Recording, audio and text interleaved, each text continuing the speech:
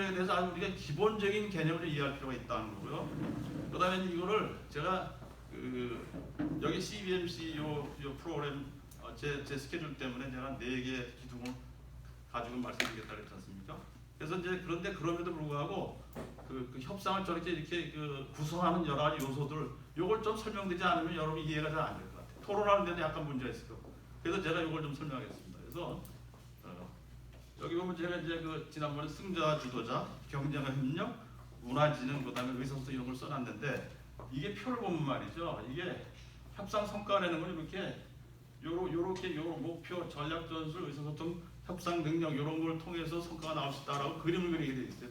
요거 이어놓으면 이게 다이아몬딩이 되기 때문에 협상의 다이아몬드라고 말을 합니다. 근데 이제 보통 이거 가지고도 다 얘기해요. 근데 저는 여기에 제가 지난주 상담과 협상에 대해 차이 말씀드렸죠. 저는 상담하는 사람들하고 같은 불에 섞이기가 싫더라고요. 그리고 문화 글로벌 얘기가 하나도 없어. 우리나라 협상책. 그래서 제가 그렇지 않은 책을 나름대로 써본 건데 어쨌든 여기서 요걸 다 보면 여기서 승자, 주도자라는 건 여기 목표 협상은 다 이게 다 여기 포함되는 거고 전략 전술이 이제 경쟁과 협력의 부분이고 의사소통이 문화적인 이 그림이 안 나와요. 이해되셨죠? 그래서 제가 이렇게도 보고 이렇게도 본다는 겁니다. 하며 그런데 그 전페이지 잠깐 가보세요. 여기서 뭐가 제일 중요할 것 같아요, 여러분? 이 여러 가지 중에서 협상 성과를 내는데 이렇게 여러 가지 요소가 있다. 여기서 뭐가 중요한 것 같아요? 네? 뭘까요? 이거 맞히시는 분은 제가 짜장면 한 그릇 사겠습니다. 네? 소통? 또 전략 또. 근데 이게 제가 질문을 던지면 의외로 정답이 안 나오더라고요. 목표. 이게 그다음 페이지. 왜 목표냐? 이게 사례 증거가 있어요. 옛날에 미국에서 아마 이게 예일 출신 팀이었던 것 같아요. 그 병원에 의료사고를 하잖아요, 그죠? 그럼 의료사고 때문에 변호사와 병원을 상대로 그 수술을 걸 때 그 소송가는 소송 금액이 얼마냐 이거에 따라서 결과가 다른 거예요. 그래서 처음부터 세게 부른 사람은 높게 나오고 좀 낮게 부른 사람은 낮게 나오는 거예요. 그러니까 3분의 1 값으로 불렀더니 10분의 1을 먹은 거예요, 여러분. 이거 상당히 놀라운 사실 아닙니까? 근데 이게 도처에서 이런 일이 일어나고 있어요. 저한테도 일어났어요. 옛날에 제가 S물산 종합상사 다녔던데 아주 90년대 개방 초기인데 그 소련에서 중앙아시아 쪽에 이제 지금 뭐죠?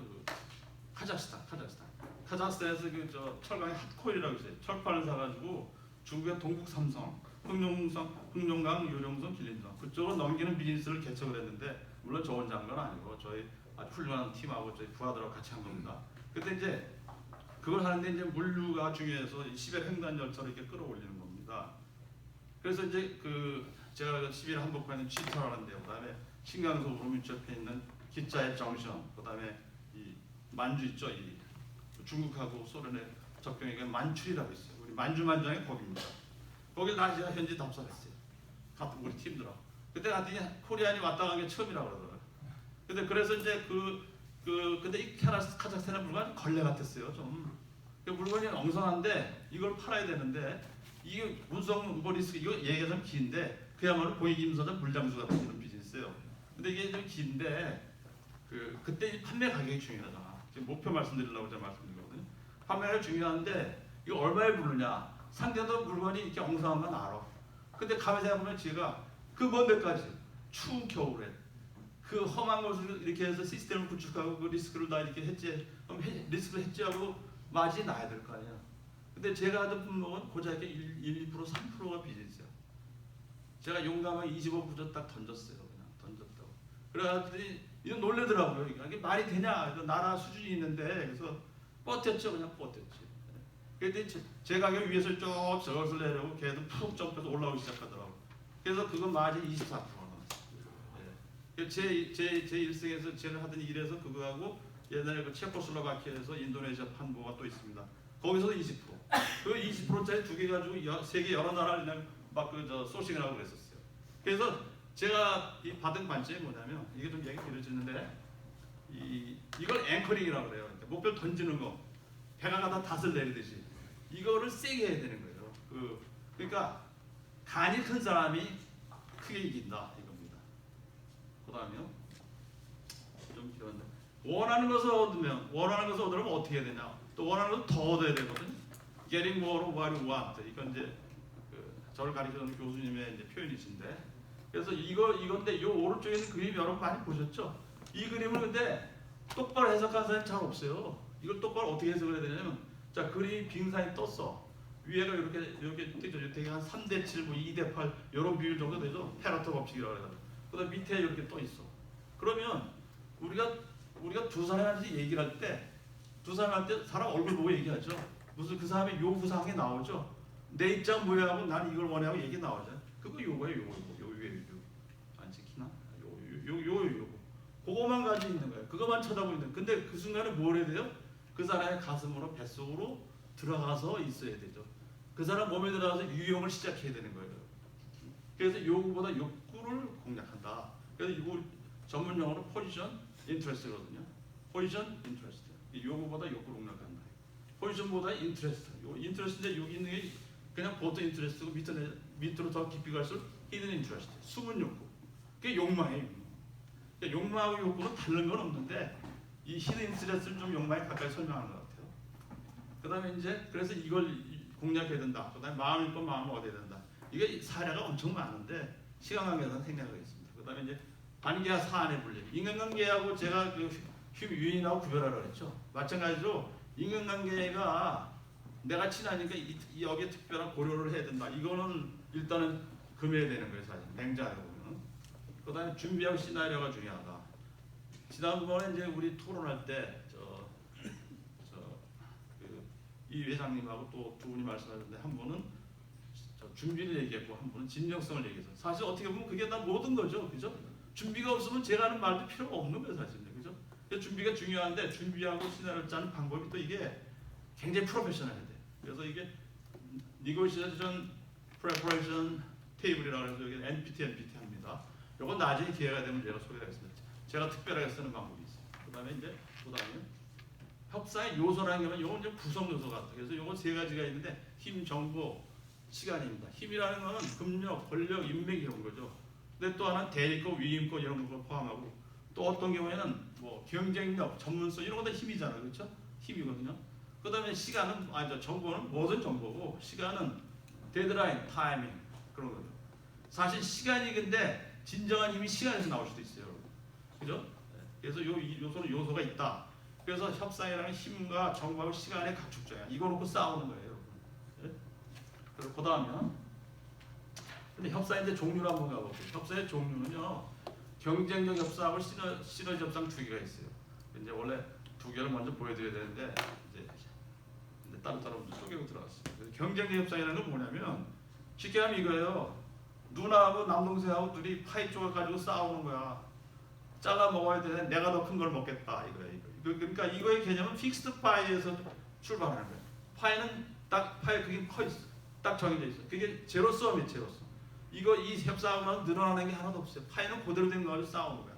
그래서 근데 이게 이제 노사의 문제라든지 부의 분배 문제까지 연결되는 거죠. 그래서 이거를 myth of the fixed pie 또는 the fallacy of fixed pie, 고정된 파이의 허구, 뭐 이런 말을 쓰는 거죠. 그런데 이제 요거를 사실은 이제 고수가 되려면 이 fixed pie를 unfix 해야 돼.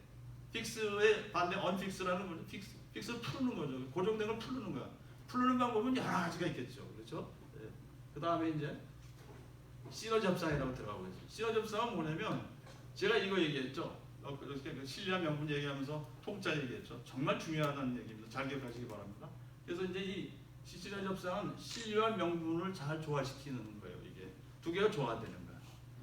옛날에 그 1967년도이죠. 67년도에 6.1 전쟁이라고 해가지고 이스라엘의 그 애꾸는 국방장에서 모세다얀이 그 이집트를 공략했어요. 이집트가 대국이잖아요, 그죠? 여러분 이스라엘 한번 보세요. 얼마나 대단합니까? 여기 밑에 거대한 이집트, 이건 다 사막이에요. 시나이 건너는 사막, 여기 이집트 이만한 게 여기 있어. 그다음에 여기 뒤에 요르단, 시리아 뭐 완전 척척 둘러싸였죠. 갈 때 바다밖에 없어요, 이스라엘. 근데 여기를 갔다가 사막에 이 중동은 여름에 잠을 자잖아요. 그래서 이집트 군대가 잠자는 시간 다 체크해가지고 그냥 그 정찰해가지고 전부 다 그냥 아주 박살내버렸어요. 그래가지고 아주 짧은 시간 내에 시나이 반도를 이걸 다 그냥 다 정복해버렸어요. 대단한 거. 물론 여기 이제 물 차단 여러 가지 봉쇄 이런 작전들인데 그건 오늘 제가 설명하지 아니하고요. 그래서 이제 이렇게 되는데 이게 이집트가 이게 체면이 말이 아니잖아요, 그죠? 검은 유럽이었고 역사의 종주국이었는데 이게 말씀이 아니지, 그죠? 그래서 이 땅을 찾아야 되는데 이 땅은 써먹을 데가 없어요. 사막이에요, 그냥. 찾아봐야 사실은 내 땅을 찾았다 명분밖에 안 돼. 근데 이스라엘은 이스라엘 제일 중요한 뭘 중요하겠어? 조그만 나라인데 우리나라 침범하지 않는다 제일 중요하다, 그죠? 이스라엘 진리는 안 보이는 거예요. 근데 여기 이제 비무장지대를 이렇게 근처에 설정하고 했는데 비무장지대가 실량과 이렇게 반대가 되는 경우도 간혹 있어요. 근데 어쨌든 이런 경우는 이렇게 됐는데 그래서 이때 중재한 사람이 카터. 지금도 북한을 가서 카터 중재하겠다 그러잖아, 카터가, 그죠? 그죠, 여러분? 근데 카터는 이때부터 중재 맛을 들인 것 같아요, 제가 볼 때. 그리고 요 오른쪽에 이제 그 당시 이집트 대통령 사다트인데 이게 이집트 역사의 대파란이죠. 이걸 하고 또 이 사람이 뭘 했냐면 이스라엘 이집트 대통령이 역사상 처음으로 방문도 했어. 그래서 결국 그러다 그게 문제여서 반대파한테 암살당했죠. 역사 참 돌고 도는 역사입니다. 그래서 이 시너지 협상인데 그래서 이걸 어떤 사람은 말이죠. 앞에 있는 경쟁 협상은 1.0이고 이건 2.0이고 또 지금은 3.0의 시대가 된다. 아주 유명한 어떤 이 분야에서 강연도 하고 한 분이 그런 말을 하더라고요. 근데 저는 이거 정말 그게 말이 됩니까, 여러분? 제가 말씀드린 가치와 영향 생각나시죠? 첫날 처음에 얘기한 거, 그죠? 그러니까 이게 모든 게 다 가치가 들어 있는 거지, 그죠? 그리고 여기에 무슨 1, 2, 3이 있어요, 그죠? 필요할 때 이것 하고 필요할 때 저것 하고 하는 거지. 그 다음에요. 시너지 협상이라는 게 이게 좀 재밌는 사례가 하나 있어요. 이게 로마 법전에 나온 이야기인데, 참 시간이 로마 법전에 나온 이야기인데 어떤 부자가 낙타 17마리를 놓고 저 유산을 줬어, 아들셋한테. 그래가지고 니도 알아서 보내가더라고. 17마리를 어떻게 쪼개요, 근데? 2분의 1, 3분의 1, 9분의 1 쪼개서 모아가지다는 거예요. 여러분 이게 쪼개져요, 이거? 17마리가 풀었는데 3의 배수가 아니잖아, 그죠? 근데 이거 어떻게 해요? 이거 어떻게 쪼개요? 그러니까 형제들끼리 이거 하다 말하면 싸움만 하고다가 이제 누구 말을 지나가는 현인한테 물어서 답을 구했다, 그러고 답은 현인한테 말을 한 마리 빌려서 이게 나오는 얘기예요. 근데 저는 그걸 답으로 보지 않고 여기서 형제 셋 중에서 만약 큰형이나 동생이나 누군가가 지도는 낙타를 딱 사오는 거야. 딱 사다가 여기다 딱 집어넣어서 놀아가죠.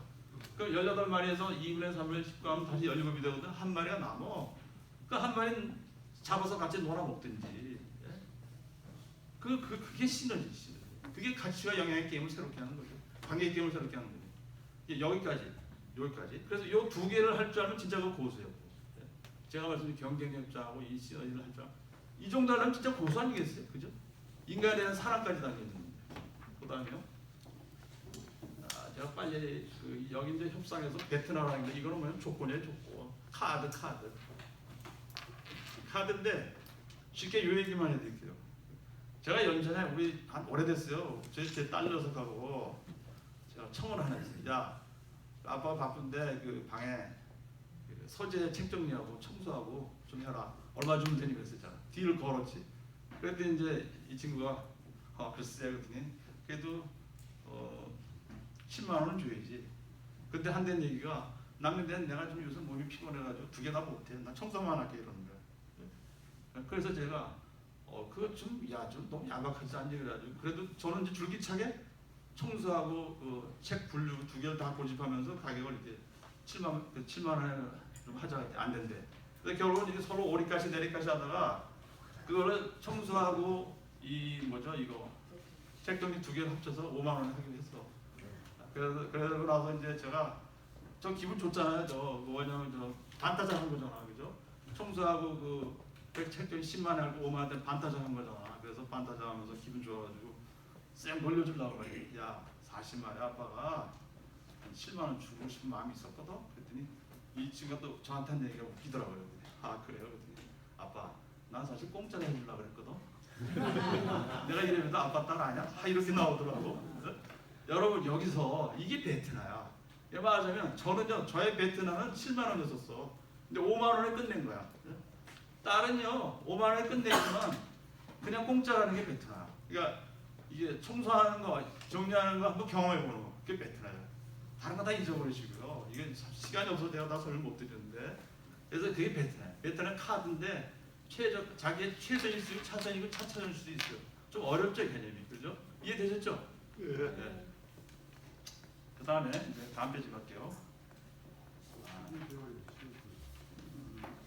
지금 이제 이 미중 무역 전쟁이 있고 이 둘을 보면 말이죠. 여러분 어떻게 생각하세요? 이 두 나라 싸움 누가 이길 것 같아 지금 무역 전쟁?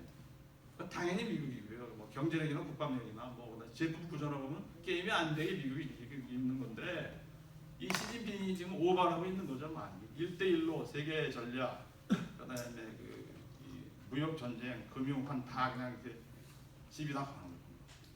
그래서 근데 나이는 또 트럼프 나이 많잖아요. 전 트럼프를 좋아하거든요. 트럼프가 좀 이상한 거 같죠. 전 타보면 볼수록 좋더라고요. 저는요. 협상을 연구해서 그런지. 그런데 이 둘이 이 거대한 지구라는 감옥에 갇힌 죄수들은 아닌가. 둘은 협조할 건가 경쟁할 건가. 둘이 해야 될 갈 길은 뭔가 하는 생각이 들더라고요. 무슨 얘기냐면 그다음 페이지 보세요. 무슨 얘기냐면 여러 두 명의 죄수가 잡혀온 말이죠. 이제 두 명이 왔대. 딱 두 명입니다. 두 명의 죄수가 잡혀오면은 서로 다른 방에다 가둬버려. 그러면 두 사람의 고민이 뭘까요? 이제 취조받는 거잖아요. 취조받는데 수사관이 뭐라 그러냐면 이제 너 불어. 요새 이명박 사건 생각해보세요. 너 불어. 너 불면 너는 좀 감옥 뭐 형을 줄여줄게. 그 영어로 플리 바게인이라고 그래요. 플리 바게인. PLEA. 플리는 청원한다는 플리 바게인. 근데 그게 플리 바게인이요. 미국 같은 경우 말이죠. 징역 10년 나고 1년 주고 막 이래요. 그러니까 엄청난 거예요. 그러니까 거기서 배신을 유도하는 거지. 한 사람한테. 그러니까 나머지는 그대로 있는 거예요. 그럼 어떻게 되냐면 둘 다 그냥 안 불면은 증거가 없잖아요. 그죠? 근데 둘 다 불면 증거가 있잖아. 그러니까 둘 다 안 부는 게 유리한데 둘 다 불면은 이제 완전 불리한 거고 둘 다 불리한 거고 둘은 불고 하나는 안 불고 다시 하나는 플리 바게닝이죠. 거기 걸려 들어서 하면은 이제 짝을 가르면은 이제 한 놈은 괜찮아 한 놈은 나쁜 거예요. 이걸 제수의 딜레마라고 그래요. 근데 사람이 이걸 정말 너무 이해를 제대로 잘 못하시더라고요. 그래서 이걸 제가 좀 소개하려고 했어요. 그래서 협력의 경쟁 얘기할 때 이걸 판지 않아야 돼요. 이 게임 이론에서 나오는 건데 게임 이론에 세대가 있어요. 세대가 50년 전에 처음으로 44년이니까 아니지 1944년이면 몇 년 전입니까? 빨리 암전해보세요. 70년 전이죠. 70년대 노벨상이 처음 나왔어요. 그 다음부터 50년 뒤에, 그 다음 10년 뒤에, 그 다음 5년 뒤에 이렇게 좁아졌어요. 근데 지금은 제가 뉴스를 보는데 이게 안 나와. 더 이상 없는 건지 아니면 이게 너무 복잡해서 못하는 건지 모르겠어요. 관심이 있는데. 근데 여러분들 킹동 카메니 CEO들은 의사결정자들 이걸 알아야 될 것 같아요. 이건 뭐냐면요. 이게 전략적 의사결정이잖아요. 그렇죠? 어떻게 할 거냐. 상대방한테 득이 되게 하냐 나한테 득이 되게 하냐. 어떤 자원과 역량을 섞을 거냐. 이런 거거든요. 그래서 이제 그런 게 필요하고 뭐 이론적 배경 같은 게 있고 그런데 그 다음 페이지요. 그 다음에 이건 잠깐 생각하면 우리는 자본주의 사회잖아. 자본주의 사회는 아담 스미스 이래로 이 최대 다수의 최대 행복해가지고 누구나 다 열심히 일해라. 이익을 내라. 그럼 국가가 발전하고 개인도 잘 살게 된다. 이게 아담 스미스예요. 자기 이익을 추구하는 거야. 근데 지금 말씀드린 두 명의 죄수의 경우에는 이익을 서로 다 추구하다 어떻게 됐어요? 이익을 추구한다는 건 배신이니까 둘 다 이익을 추구하다 어떻게 돼요? 둘 다 징역사에 오래 하는 거지. 그죠? 상반된 거예요. 그러면 자본주의가 망하지 않으면 이 세상에 살기는 계속 살아야 되는데 어떻게 할 거야? 네? 이게 이익을 추구하는 게 이게 선이에요, 악이에요? 이게 옳은 거예요, 나쁜 거예요? 이런 의문에 걸릴 수 있잖아요, 그렇죠? 요걸 판단할 때 뭐를 기준으로 해야 되냐 이거 한번 생각해 보세요. 이게 이따 토론할 때 한번 해보세요. 그래서 그렇고요. 원래는 이게 미소의 냉전을 이렇게 그 시뮬레이션 하느라고 그걸 두 명의 죄수를 놓고 한 미국의 미래 연구소에서 랜드 연구소라는 데가 있어요. 거기서 하던 거를 알버트 타커라는 이 유명한 이 게임 이론의 선구자인데 이 사람이 그걸 죄수의 딜레마를 부르자라고 한 겁니다, 여러분. 네? 그 정도까지는 좀 알아주시면 좋을 것 같아요. 그래서 사장님들이 리더인데 킹덤 컴퍼니 리더들이 어디서 외국 거래처하고 대화도 하고 하실 거 아니에요. 그럴 때 이거 싹 섞어서 얘기를 해야지. 기본이죠, 기본. 그죠? 죄송합니다. 너무 오버했나요? 그 다음에요. 그래서 이제 협상자의 딜레마는 뭐냐면 결국에요. 경쟁할 거냐 협력할 거냐 이거야. 근데 이게 이렇게 이게 이제 1대1이 아닌 경우도 다자 여러 사람인 경우도 있지 않습니까? 그 경우엔 또 더 복잡하지. 그건 오늘 뭐 전혀 설명할 시간이 없고요. 그래서 이제 그것까지 사실 그래서 그것까지 참 이게 해서 나름대로 머릿속에 자기 전략 마인드를 가지면은 의사협정이 아주 탁월해질 수가 있는 거예요. 이건 일반적인 협상 개념이라고 생각하지 마시고 이걸 어떻게 해석하느냐, 이걸 내가 어떻게 무기화하느냐에 따라서 협력과 경제 구도가 달라지고 세상이 달라집니다. 진짜. 전 지금도 모르는 게 많아가지고 툭하면 이게 꺼내서 보고 그래요. 야, 이게 이렇게 이런 면이 있었나?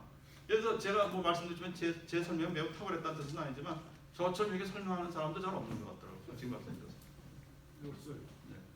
그 다음에요. 그래서 이제 협상자한테는 결국 이렇게 협력할 거냐 말 거냐 배신할 거냐 이 딜레마가 있는데 딜레마는 정보를 모르는 거죠. 감옥에 있으면 정보 모르고 감옥에 없어도 정보 잘 모르는 거예요. 그렇죠? 그래서 이제 이런 상황에서는 이게 결정을 해야 되는데 결정의 근거가 과학적인 근거가 있다 이거예요. 그게 뭐냐면 tit-for-tat이라는 거예요. tit 이라는 건 뭐냐면 이게 툭 치는 거야, 툭 치는 거. 탓도 툭 치는 거야. 이게 툭 치면 툭 쳐라. 근데 이게 눈에 눈, 이에 눈 식으로 보복이라는 말로 이게 번역이 되고 있어요, 사실. 근데 영어 원어는 이렇게 세게 치는 게 틱탁 틱이 아니야. 이해되셨죠? 그래서 이건 뭐냐면 오른쪽에는 로버트 악셀로드라는 이게 경영학자가 이 게임을 연구하면서 이걸 시도를 했어요. 이걸 끌어들이려고. 그래서 어떻게 했냐면 처음에 14개 소프트웨어 가지고 이제 전부 협력하고 그 경쟁하냐 이 모두 구도를 놓고 거기서 마음대로 자기 전략을 펼치게 했어. 그래서 그거를 어떤 게임의 원칙에 의해서 이걸 이제 평가를 하는 거죠. 나중에 보면 이 사람은 죄수라면 징역을 3년짜리다, 2년짜리다고 징역의 연수로 평가를 하는 거야, 그죠? 그리고 이제 근데 그걸 한 번 하고 나서 또 한 번 했어요. 근데 할 때 그 룰이 뭐냐면 14명인데 서로 짝짓기 200번을 하는 거야. 한 번도 안 한 사람이 없어요. 그거를 갖다가 처음엔 14명이 하다 다음에 63명이었어요. 이해되시죠? 이 구도. 제 얘기가 너무 따라오시죠?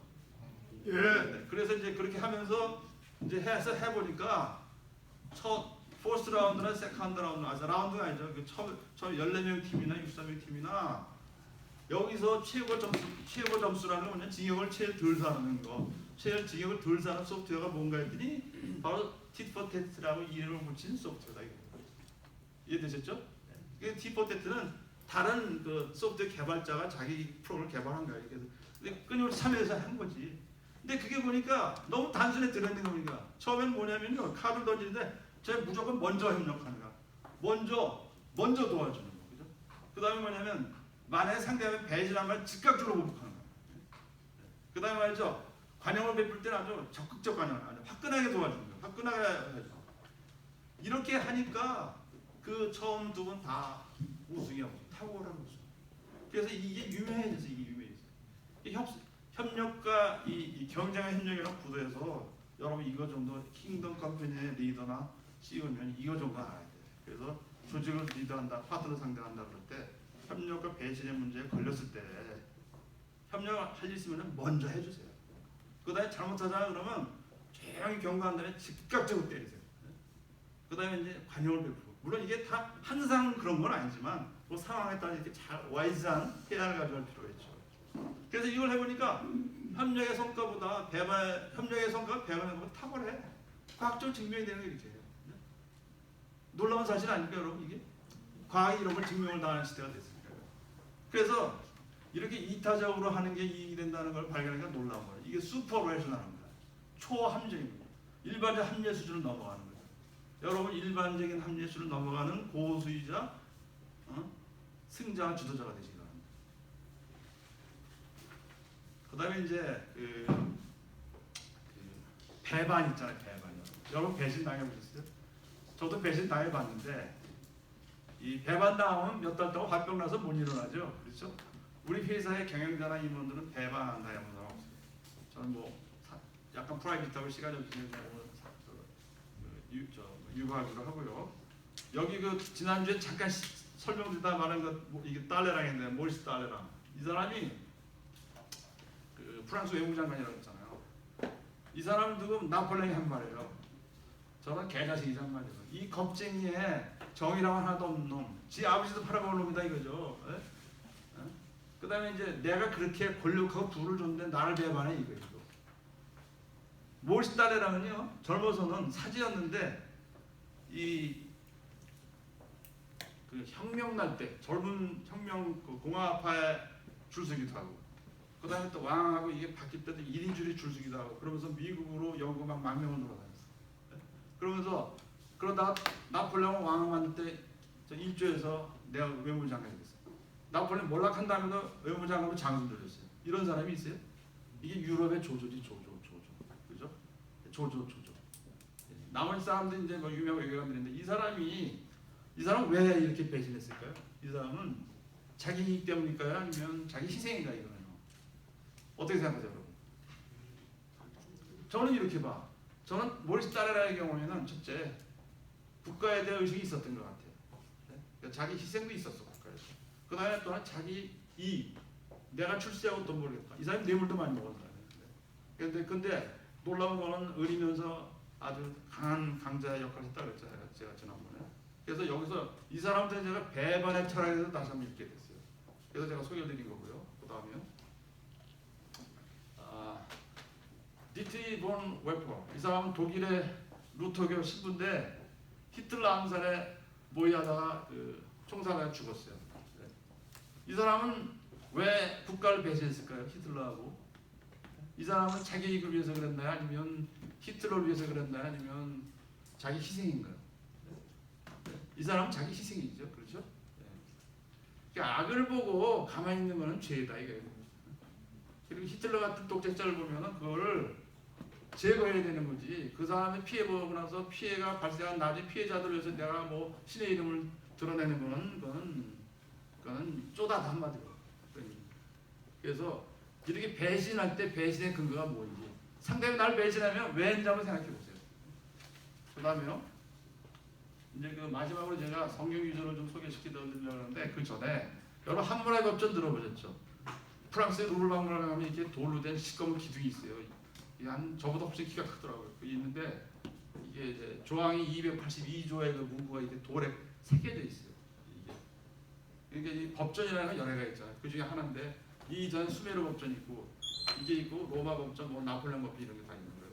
근데 여기 당시 2000년 전에 왕이 가진 철학이 이 왕을 얘기할 때 정의, 뭐 만인, 약자 이런 얘기밖에 없어요. 그다음 오른쪽에 보면은 또 법전이다 보면 법전이란 뭐냐면 손해 입은 자가 자기를 경영하게 돼. 손해 입은 사람이 자기를 컨트롤하기 위해서 하는 게 법전이라고 해요. 이게 기가 막힌 얘기야지. 우리나라 같은 나라 지금 한번 비교를 해보세요. 네? 적폐를 가지고만 논하잖아요. 누가 나쁘게 했나, 나 해코지했나. 그게 아니라 내가 약자인데 내가 어떻게 할 거냐를 더 많이 영감하게 만드는 거예요. 이게 기가 막혔잖아요. 그죠? 이러한 정신이 있어서 여기에 이제 눈에는 이해는 이란 얘기가 두 개 밑에 조항에 나오는 거예요. 그래서 강자, 귀족의 눈을 찔른 말이죠. 그건 그 귀족을 찔렀으니까 그건 반 죽여야 되는 거예요. 그래서 이제 더 세게. 그러니까 눈에 눈은 이해는 이라는 건 사실 이제 똑같이 눈에 눈은 이해는 이라더라도 자기가 신분이 높은 사람을 했을 때는 그건 아주 벌을 세게 받아야 되는 그런 뉘앙스가 들어있어요. 그 다음에 자기보다 약자인 경우에는 좀 따뜻함이 약간 섞여 있어요. 이게 함무라비의 정신이야. 우리나라 세종대왕보다도 훌륭한 사람 같아요. 우리나라 이런 지도자가 있으면 얼마나 좋겠습니까, 여러분? 네? 그래서 이게 함무라비 법전이라는 걸 우습게 알지 마시고 이게 읽어보면 말이죠. 이게 이렇게 민중과 국가와 이걸 생각하는 사람이 있었구나. 이게 킹덤 캄페인이다 말 이거 아닌가 이거죠. 옛날 중근도에서는 바빌론이나 이 바빌론, 메소포타미아, 뭐 페르시아의 왕들의 철학 같은 게 또 우리 성경에 다 스며 들어가 있지 않습니까, 그렇죠? 그 스며 들어간 게 그 다음에 보시면 다음 페이지요. 바이블에 어떻게 써 있냐면은 바이블에 눈에는 이해는 이라는 게 언급되어 있는 데가 세 군데가 있어요. 하나는 신명기, 레위기, 하나는 마태복음. 위에 둘은 구약이고 밑에 신약이죠. 근데 이게 어떤 순서냐면 위에 있는 건 뭐냐면 신명기에 있는 거는 여러분 신명기 룰의 성경이잖아요, 그렇죠? 신명기 그래서 자기가 저 피해 본 것보다 더 세게, 강도 있게 또는 더 많이 응징하는 거예요. 응징의 개념이죠. 그 다음에 레위기에 있는 거는요 똑같이 최소한 똑같이. 그죠? 근데 마태복음에 있는 건 똑같이가 아니라 여기 보세요. 여기 보면 말이 있죠. 내가 들었어.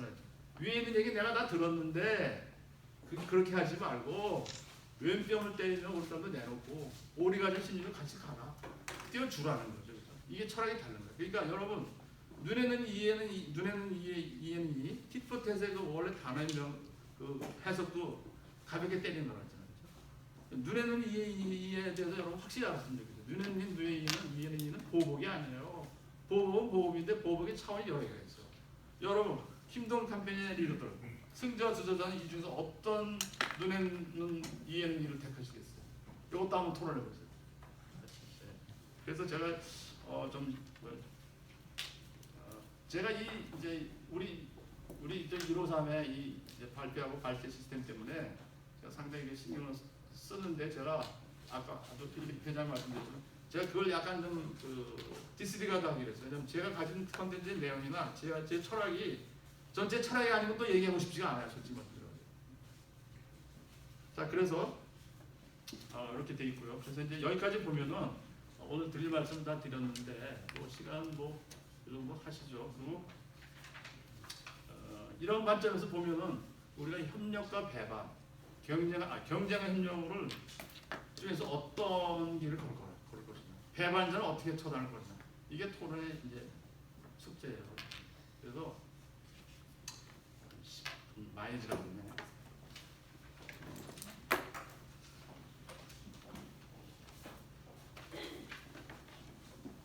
원래 이제 여기서 이제 하나만 딱 띄어가지고 죄수 얘기만 가지고 짧게 제가 해볼까 생각했어요. 근데 그게 기본 이해 바탕이 없으면 잘 이게 토론이 안 되겠다. 그래서 오늘 뭐 시간이 좀 오버됐지만 지금부터 발제 주제에 나와 있는 거. 협력 성과, 배반 성과 어느 게 더 좋으냐. 그다음에 배신에 대한 여러 차원 이거 토론하는데 뭐 오래 걸리지 않잖아요, 그죠? 답이 다 나왔잖아요, 그죠? 그러니까 여기서 한번 정리만 한번 해보세요. 도장이잖아. 수업 시켰죠?